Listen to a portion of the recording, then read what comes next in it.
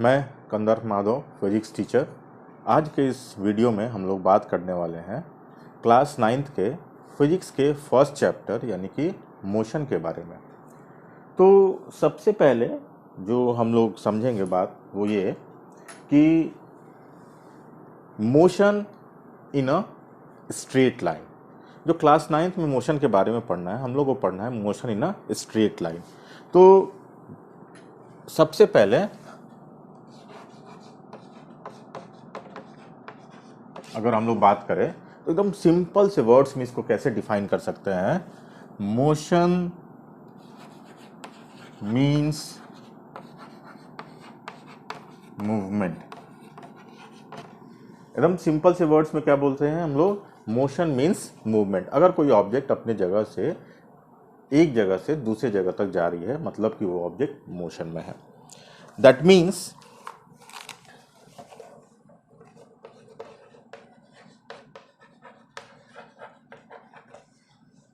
they change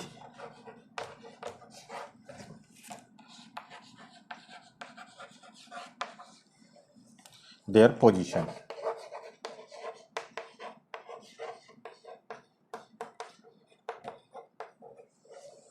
with time.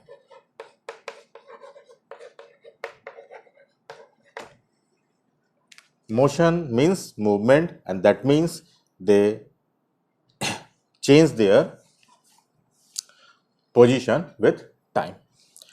अब जो ये चैप्टर है जो क्लास 9th में बेसिकली वो डिस्कस करना है हम लोग को motion in a straight line. मतलब कि अगर कोई ऑब्जेक्ट किसी स्ट्रेट लाइन पे मूव कर रही है तो उसके पोजीशन को बताने के लिए सिर्फ एक कोऑर्डिनेट या तो एक्स या तो वाई या तो जेड की जरूरत पड़ेगी। तो दैट इज 1D यानी कि वन डायमेंशनल मोशन। अगर कोई ऑब्जेक्ट मूव कर रहा है और उसके पोजीशन को बताने के लिए या तो एक्स वाई या तो वाई जेड ऐसे किसी मिनिमम 2 कोऑर्डिनेट्स की अगर जरूरत है तो that is your 2 dimensional motion.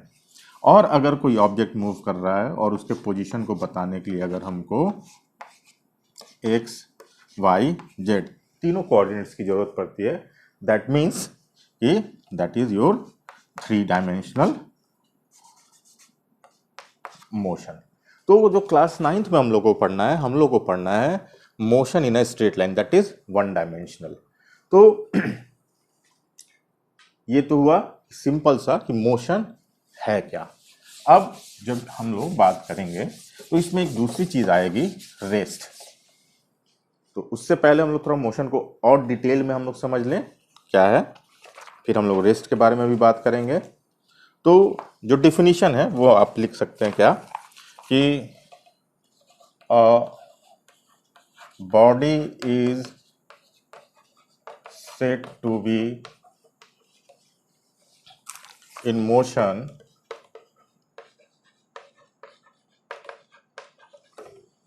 when its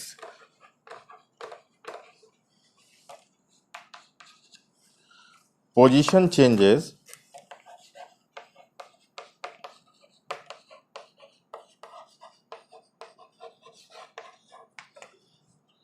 continuously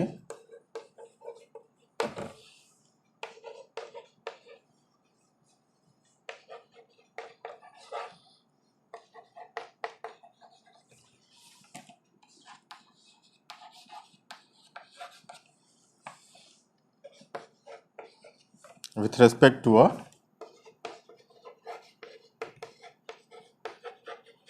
stationary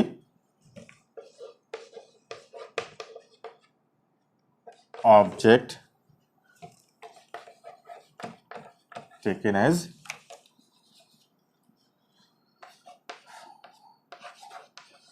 reference point. Example, motion of a bus। Motion को आप कैसे डिफाइन कर सकते हो, बहुत सारे डिफिनीशन है, बहुत सिंपल भी है। If any object changes its position with respect to a fixed point with passes of time then we can say that the object is in motion। दूसरा जो यहाँ बोर्ड पे लिखा गया है, a body is said to be in motion when its position changes continuously with respect to a stationary object taken as a reference point, as for example motion of a bus. आप bus stand पे गए अपने किसी relative को छोड़ने के लिए, तो आपने बस में बैठा है, बस वहां से चलने लगी, आप खड़े होकर देख रहे हैं, तो आप जहां से खड़े होकर देख रहे हैं that is your reference point, और उसके रिस्पेक्ट में वो लगातार वहां से मूव करते जा रही, दैट मीन्स कि बस इज इन मोशन। ठीक। अब क्या है कि देयर आर सिचुएशंस कि बहुत सारे ऑब्जेक्ट्स के मोशन को आप डायरेक्टली जज कर सकते हो, लेकिन कुछ ऐसे मोशंस भी होते हैं जिनको कि आप डायरेक्टली जज नहीं कर सकते हो। तो उसके बारे में देखते हैं हम लोग कि there are situations where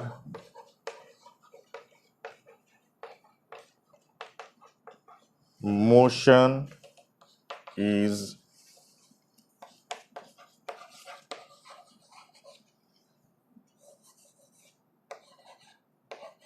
inferred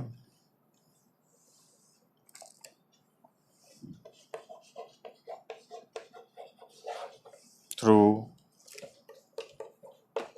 indirect evidences.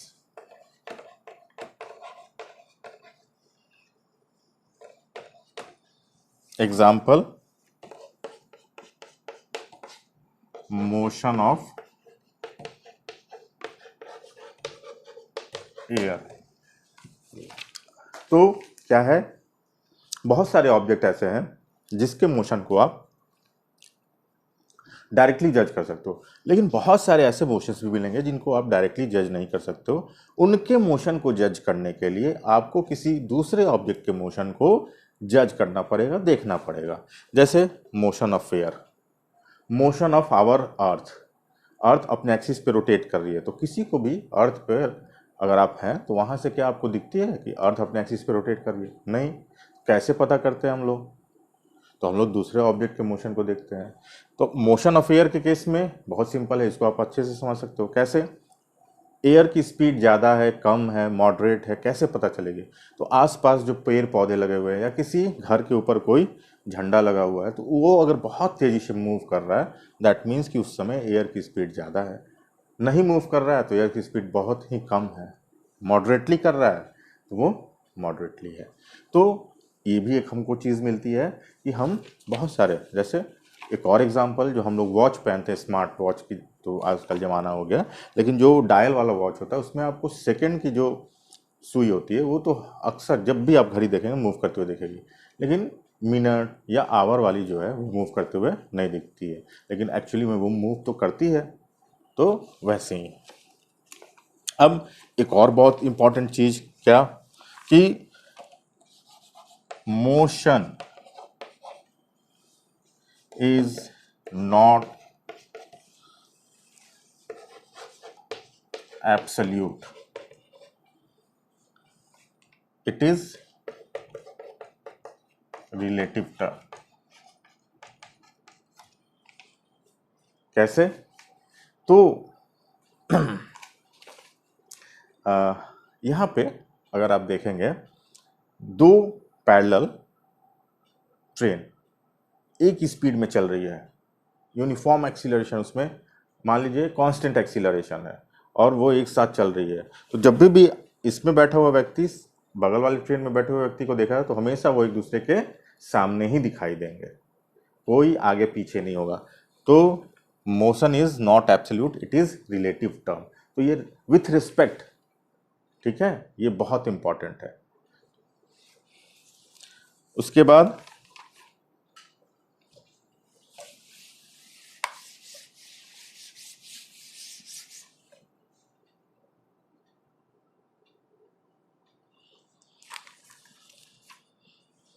अब to locate an object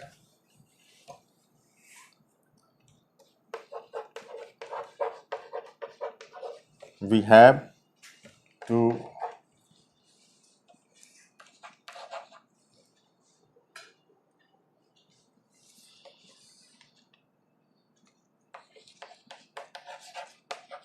specify or choose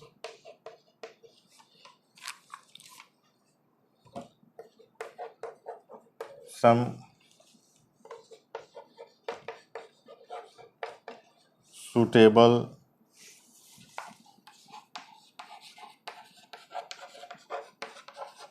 reference point, and that reference point and the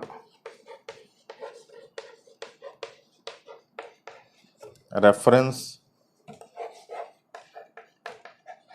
point is called the origin. अब हमको किसी भी ऑब्जेक्ट के मोशन को बताने के लिए एक सूटेबल क्या चाहिए, रेफरेंस पॉइंट, और वही रेफरेंस पॉइंट ओरिजिन है। जैसे बहुत सिंपल, जो हम लोग इस चैप्टर में बहुत बार देखेंगे, एक्स एक्सिस वाई एक्सिस। अब यहाँ हमको कोई भी डेटा अगर करना है तो हम इसको क्या करते हैं, ज़ीरो या ओ लिखते हैं। अब यहाँ से सारा कैलकुलेशन 1 2 3 4 1 2 3 4 और तब हम ड्रॉ करते हैं। तो ये जो ओरिजिन है, ये जो हमारा रेफरेंस पॉइंट है, बहुत इंपॉर्टेंट है इन जब हम किसी ऑब्जेक्ट के मोशन को डिस्क्राइब करेंगे। तो अब जैसे ये है motion in a straight line, तो इसमें कहीं ना कहीं एक हमारे पास पॉइंट रहेगा 0। अब यहाँ से इस डायरेक्शन में जो भी हमारा मूवमेंट होगा तो वो हम उसको बताना शुरू करेंगे। ठीक है। अब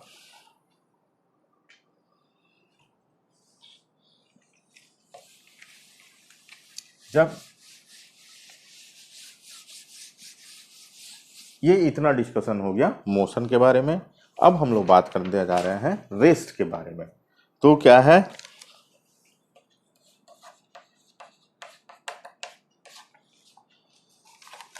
if the position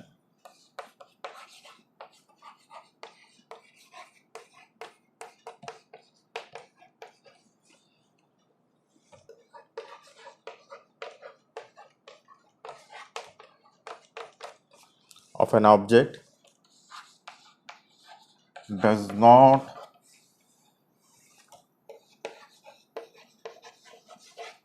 change as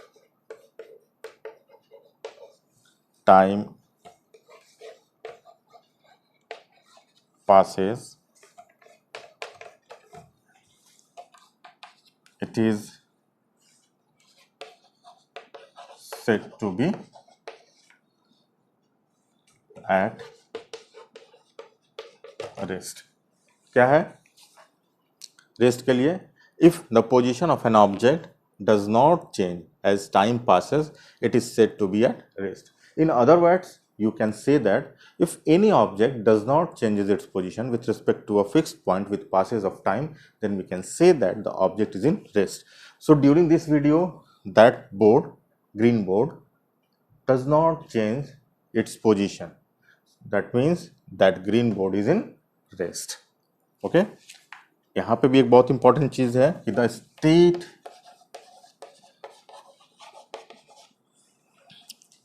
of rest is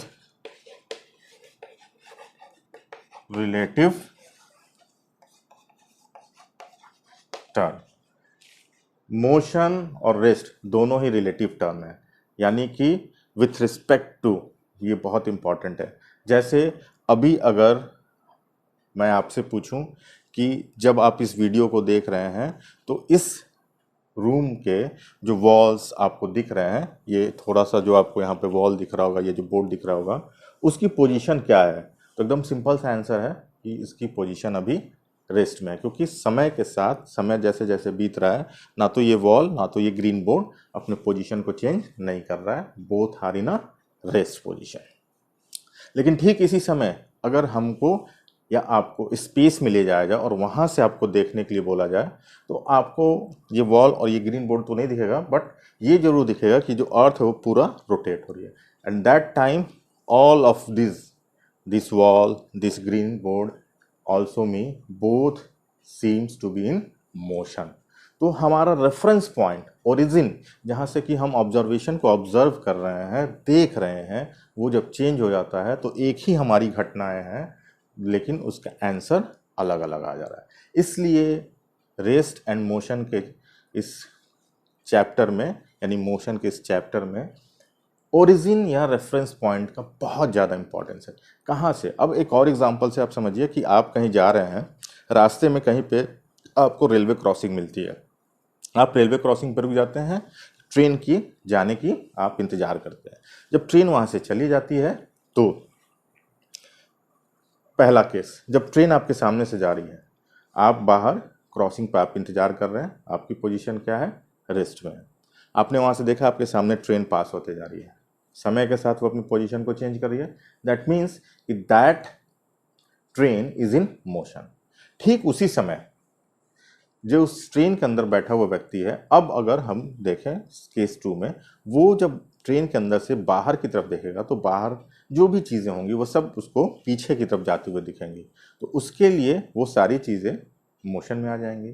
तो एक ही इवेंट है, एक ही ट्रैक पे एक ट्रेन पास कर रही है, एक ट्रेन के अंदर बैठा हुआ पैसेंजर बाहर के लोगों को देखता है और बाहर जो लोग रुके हुए हैं रेलवे क्रॉसिंग पे वो उस ट्रेन को देखते हैं और ट्रेन में बैठे हुए लोगों को, तो दोनों का आंसर अलग अलग आ जाता है।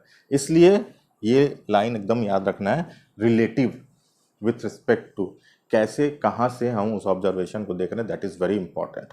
तो ये इतना डिस्कशन जो है वो रेस्ट एंड मोशन के लिए है। तो ये छोटा सा इंट्रोडक्टरी वीडियो है मोशन एंड रेस्ट के लिए।